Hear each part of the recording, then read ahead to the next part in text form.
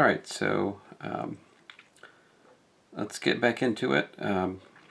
So I have this titled Lecture 15. That's of course not accurate. What is accurate, move my thumb over that, there we go.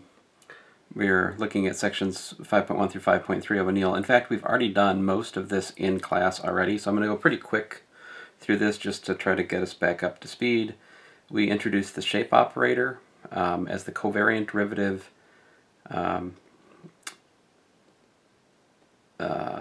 acting on the unit normal vector field to the surface. So v is a tangent vector to the surface, and we take the covariant derivative in the v direction of the unit normal. This describes how the unit normal is changing over the surface, essentially. And we proved some basic facts about this. Like, we proved that the shape operator is a mapping into the tangent space, right? And that followed from the fact that the unit normal has unit length, and so when you take v and act on the dot product by like property 6 or whatever of the covariant derivative, we get this handy-dandy little identity here, but then that implies that the unit normal is perpendicular to the covariant derivative of u in the v direction, which is to say that this must be in the tangent space because it's perpendicular to the unit normal.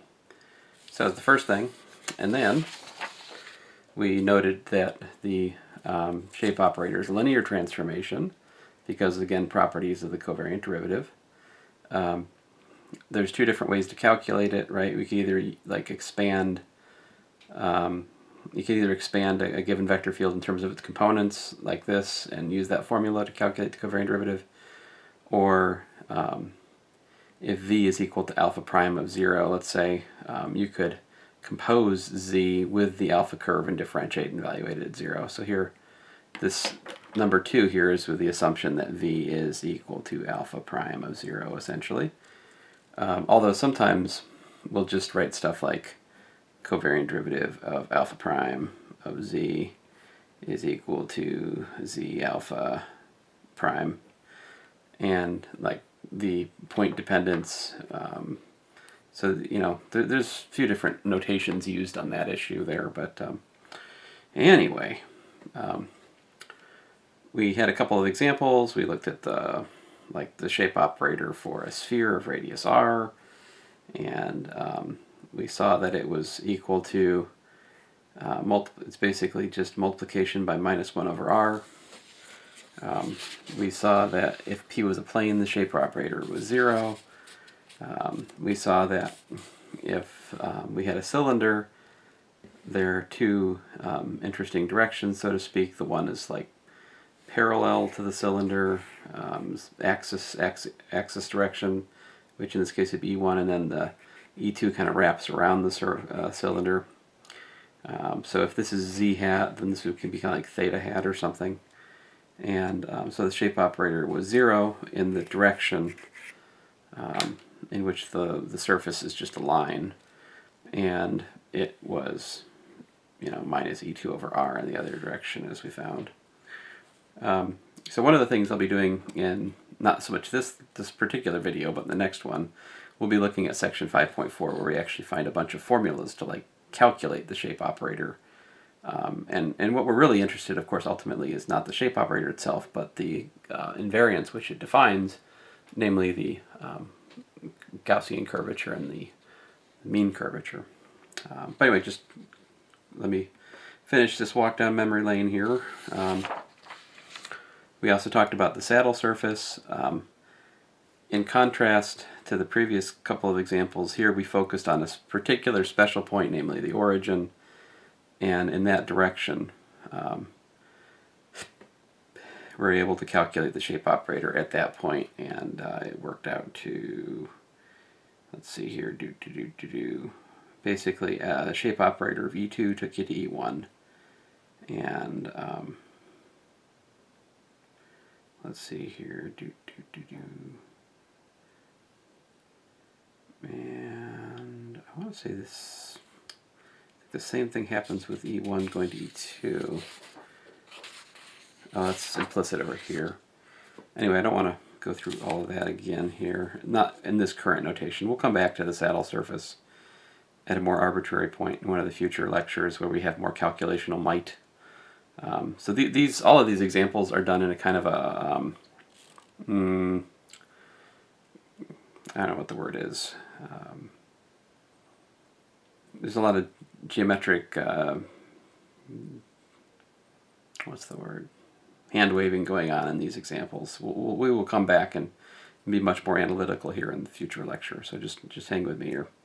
But anyway, here are some examples: sphere, plane, cylinder, and the saddle surface. And with respect to the choice of bases which were made, these are the matrix of the shape operator in each of those cases. And the determinant of the shape operator is the Gaussian curvature. So for the sphere is 1 over r squared. For the plane it was 0. For the cylinder the Gaussian curvature was also 0. And for the saddle surface the Gaussian curvature is -1. The mean curvature was 1/2 the trace. I think I forgot that half in class. Oopsie. The half is important. So half of the trace is not the same as the trace, so the half matters. But anyway, so half of the trace is -1 over r. Trace here is 0, so half of 0 is still 0. Trace here is -1 over r. Half of -1 over r is -1 over 2r. And finally the saddle surface again had trace 0, so that was that. That brought us to normal curvature.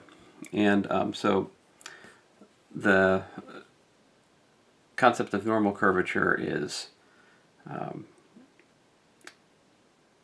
defined right here.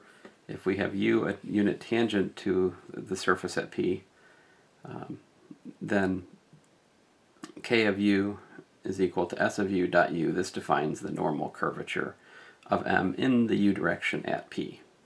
So to get the normal curvature, you take the shape operator, you evaluate at u, and then you take the dot product with u again. That gives you the so-called normal curvature.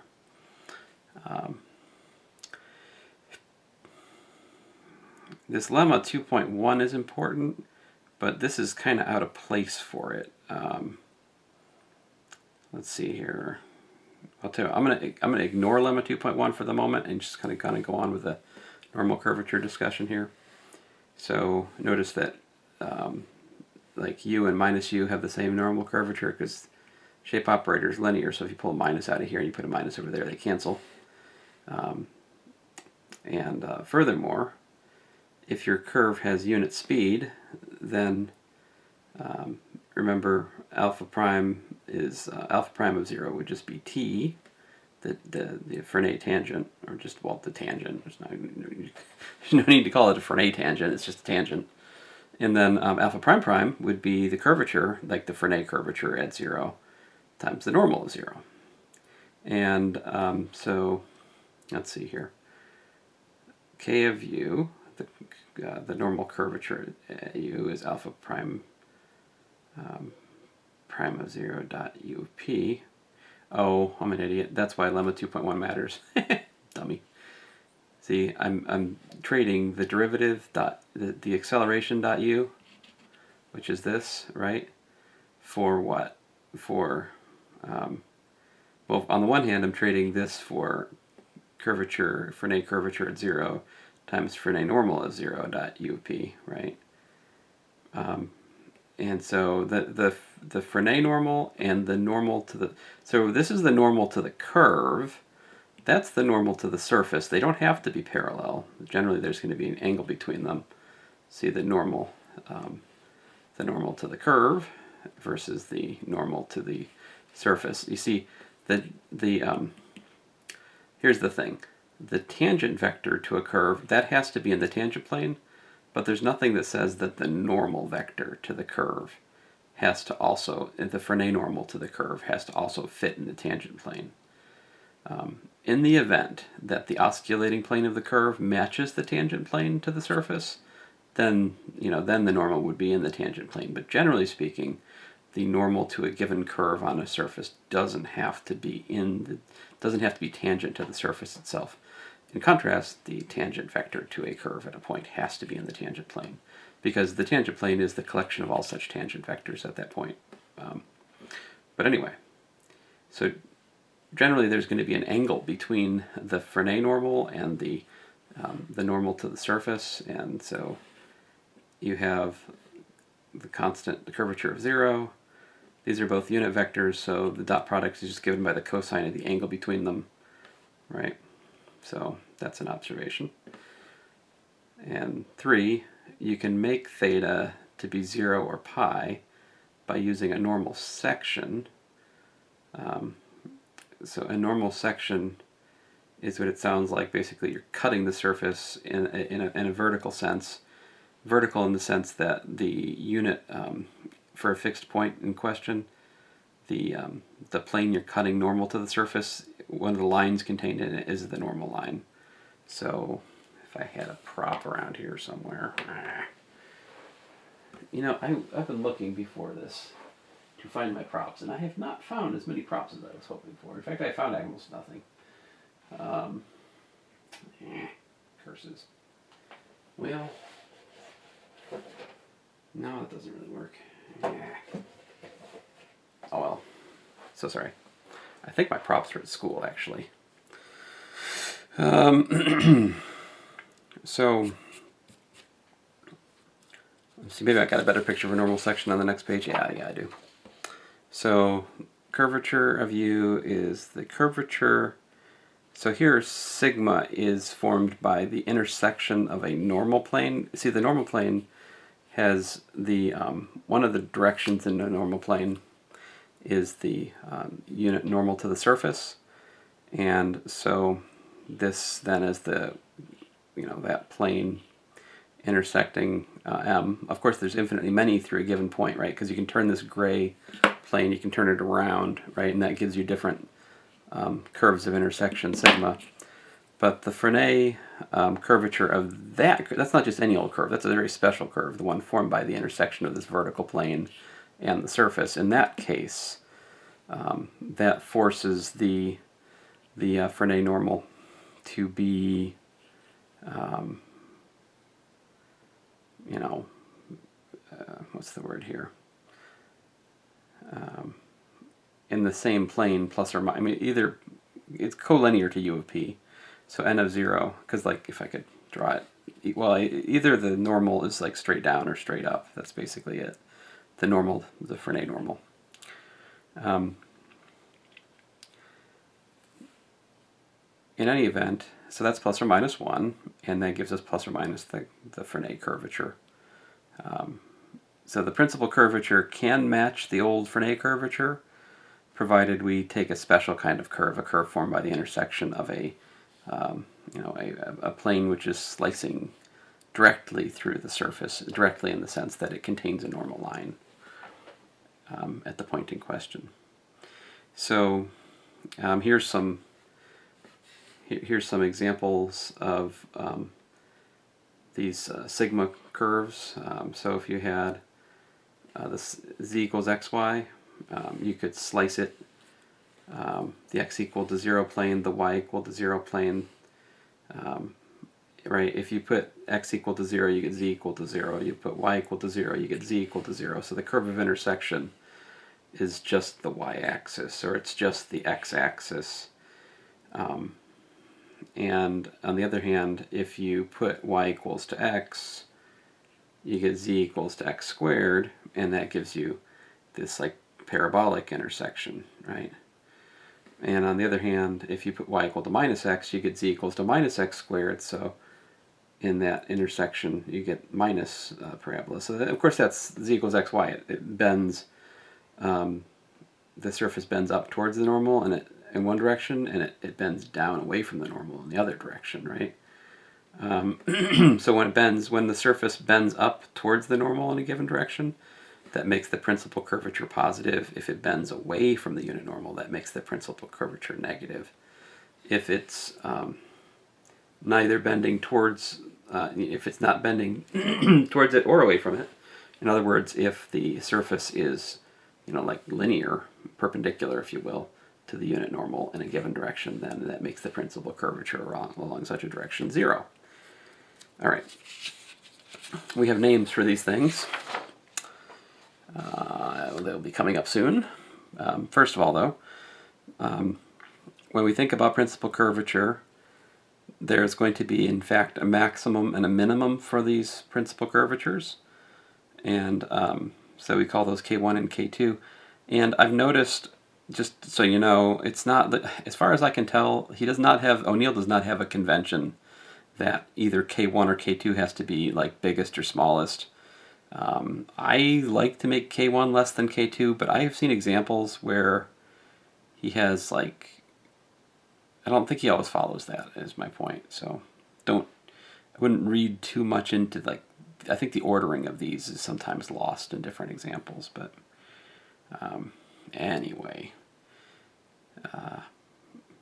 Like here, for example, if K1 is the smallest and K2 is the largest, this is not too great, right? Because 0 is definitely definitely bigger than -1 over r.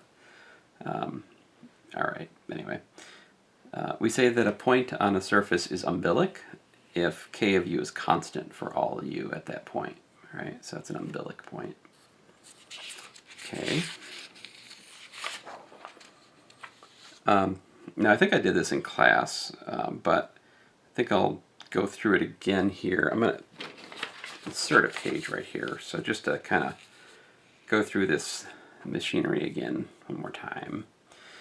The basic point is it all goes back to covariant derivatives. So a covariant derivative we can either calculate this way or that way, right?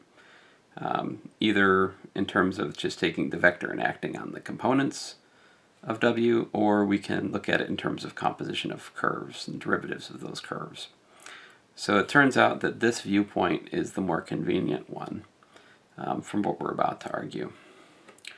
And in particular, we're interested in the coordinate curves, where we take a patch and we like freeze one of the parameters, say v equals to v naught, and we let u vary, or we freeze u equal to u naught and we let v vary. These give us, you know, if you want to envision it on the surface, right, they give you kind of like two different paths there, right? So maybe this one. So this is the point P, let's say, which is x of u naught v naught, and so this point here maybe would be, you know, alpha of u. All right, so I'm saying that v equals to v naught is that curve, right? So u varies on the red curve, and then on the other curve, whatever it looks like, all right, this typical point there is what I would call beta of v, and that would be x of, well, I wrote it down here, x of u naught v, right? So u equal to u naught is fixed, and v varies on that other curve. And then you can calculate, of course, the curves, so you can calculate their velocities, and you can calculate their accelerations, and all that good stuff.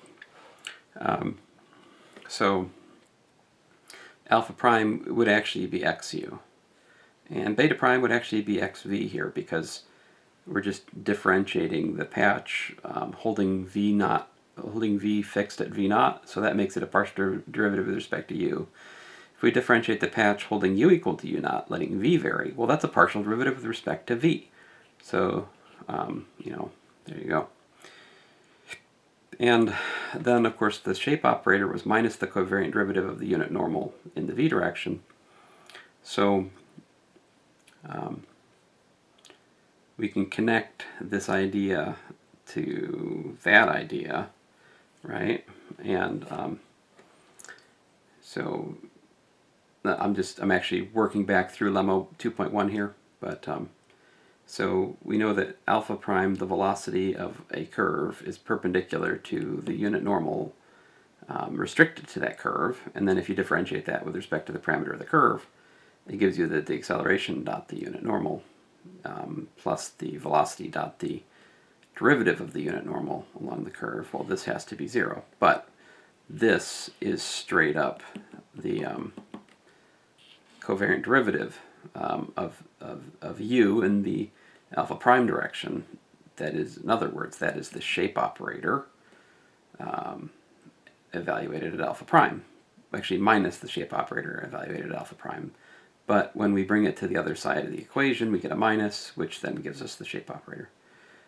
On the flip side of things, of course, we have the acceleration dot u alpha. So But the acceleration for this alpha, for like literally this curve up here, acceleration is the second partial derivative with respect to u. So that gives us that unit normal dot xuu is s of xu dot xu, like that. And likewise, s of xv dot xv is the unit normal dotted with a second derivative with respect to v. And then, thing is, we can also do it for mixed partial derivatives. For mixed partial derivatives down here, see xu dot u is 0, but I can differentiate that with respect to v, right? And if I differentiate that with respect to v, then that gives me this by the product rule, which then I get the mixed partial dot unit normal is equal to that. But again, this is the covariant derivative of the shape operator in the beta prime direction, I think, in my current notation. See, beta is that curve, so but beta prime is xv, so that gives us like s of beta prime dot xu. So that's s of xv dot xu is the unit normal dot xuv, and by the same argument, you can flip flop the u and v and get s of xu dot xv is like that. But mixed partials commute, which gives us that this is equal to that. All right, so. And incidentally, since we have this identity, the s of xu dot xv is equal to s of xv dot xu, and because xv and xu form a basis for the two-dimensional tangent space to the surface, right?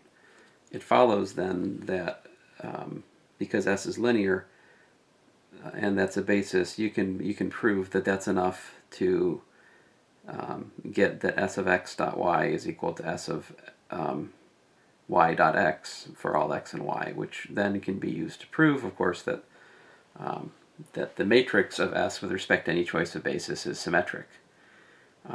And as I discussed with you guys, if we have a symmetric linear operator, then the real spectral theorem says that, in fact, there exists an orthonormal eigenbasis for such a map. Now, there is a proof of that for the specific case of the shape operator in O'Neill, and I think we'll be looking at that in just a second. But I just wanted to revisit this yet again. Here it is. So let me move on. The point is the shape operator has these really nice formulas that connect the unit normal and the second derivatives. So we'll come back and use these again here in just a bit. Those actually are going to play a significant role in the calculational scheme in section 5.4. All right, so here's what I just said yet again. So here it's really not a different argument. It's just I don't have anything about the covariant derivative. Basically, I'm just distilling it down to, okay, if you partial differentiate the unit normal with respect to the parameter, that's equal to the shape operator acting on the partial velocity with a minus. So that maybe, that might be just a good lemma just to have, just to kind of unpack things. We don't have to always go back through everything I just said in the previous page. This is a kind of nice lemma. S of x, the partial derivative, partial velocity in the v direction, is equal to minus the partial derivative of the unit normal with respect to the v parameter.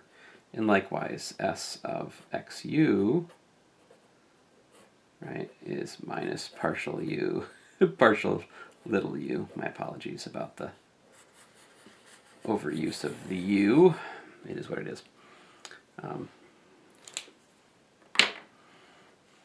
Okay, and again, this is really just condensing down this stuff with these particular curves in mind. But, all right, moving on here. So this is that theorem I was just mentioning, which essentially says that if you have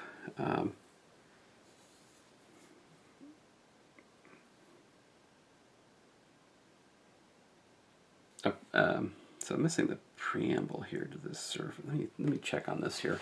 I'm a little bit suspicious of the starting point of this theorem. I feel like something got lost in my copying. Well, no, that wasn't it. All right. Theorem.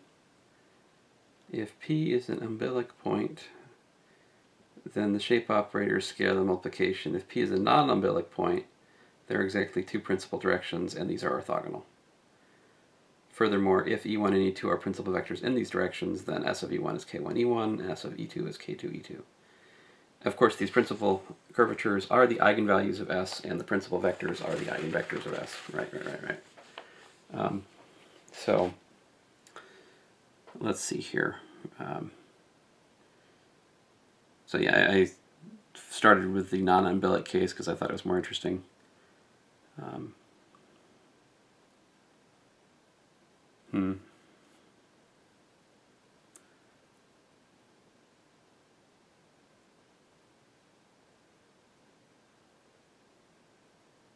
So the proof in O'Neill says, suppose K takes its maximum value K1 at E1. So, I mean, that immediately presupposes that K takes a maximum value, right? How does he know that? Well, there's good reason. K is a mapping on unit vectors to real numbers, right? And K is also continuous. He's explained that if you read the text. So it's a continuous map from a compact set to the reals, so it has to attain max and min value by the extreme value theorem. So that's how he knows that there exists a maximum value.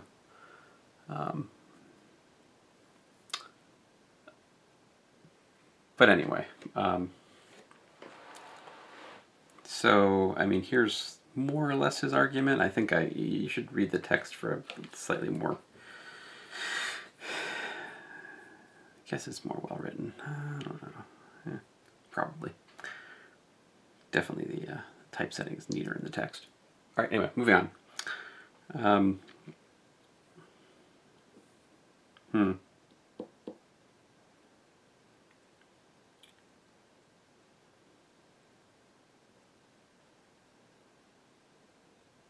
So I'm deciding whether or not I think this is good. It's been a little while since I wrote this.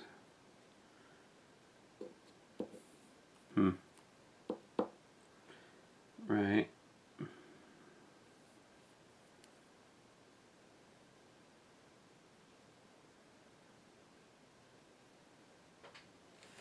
Well, I mean, it's okay. It's you can look at it if you want.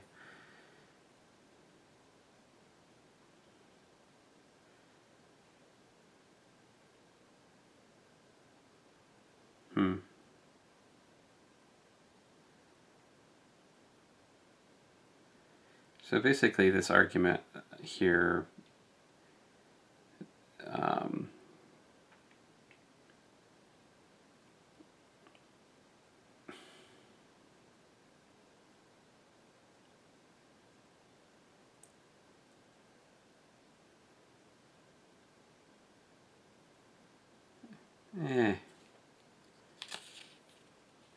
I don't know, folks.